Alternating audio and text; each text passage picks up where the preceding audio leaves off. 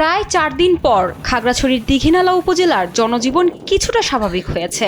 বন্যার পানি নেমে যাওয়ায় আশ্রয় কেন্দ্র ছেড়ে বাড়ি ফিরতে শুরু করেছে মানুষ। টানা বর্ষণ আর পাহাড়ি ঢলে উপজেলার বেশিরভাগ এলাকা তলিয়ে যায়। বাড়ি ছেড়ে আশ্রয় কেন্দ্রে যেতে বাধ্য হয় সেখানকার মানুষ। মাইনী নদীর পানি কমে যাওয়ায় বসতবাড়ি, সড়ক ও বাজার থেকে পানি নামতে শুরু করেছে। এদিকে বন্যা কবলিতদের সহায়তার সর্বোচ্চ ব্যবস্থা নেওয়ার আশ্বাস দিয়েছেন পার্বত্য চট্টগ্রাম বিষয়ক মন্ত্রণালয়ের সচিব মোহাম্মদ মিজানুর রহমান।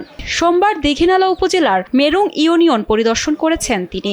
এ সময় ছোট মেরুং সরকারি প্রাথমিক বিদ্যালয়ে মানুষের খোঁজ খবর নেওয়ার পাশাপাশি ত্রাণ বিতরণ করেন সচিব। বন্যা কবলিত প্রায় 1200 পরিবারের হাতে প্রয়োজনীয় খাদ্য সামগ্রী তুলে দেওয়া হয়। স্যান্ডেলিনা সো, রূপচর্চায় আভিজাত্য। সচিব জানান, প্রধানমন্ত্রীর নির্দেশনা বন্যা দুর্গতদের পাশে থাকতে আন্তরিকভাবে কাজ করছেন তারা। তবে 3 জেলার সকল খোঁজ খবর উনি নিয়েছেন, আমি ওখানে ছিলাম উপস্থিত। তো সব দিক থেকে, সরকারের দিক থেকে সকল রকম সহযোগিতা আছে এবং ভবিষ্যতেও থাকবে। এখানকার যারা প্রশাসন, জেলা প্রশাসন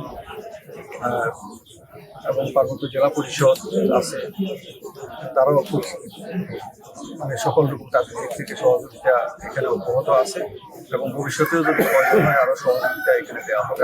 আমি পার্বত্য চট্টগ্রাম বিষয়ক মন্ত্রণালয়ের সচিব, আমার মন্ত্রণালয় থেকেও আমরা কিছু সহযোগিতা দিয়েছি এখানে আমাদের জেলা পরিষদের মাধ্যমে।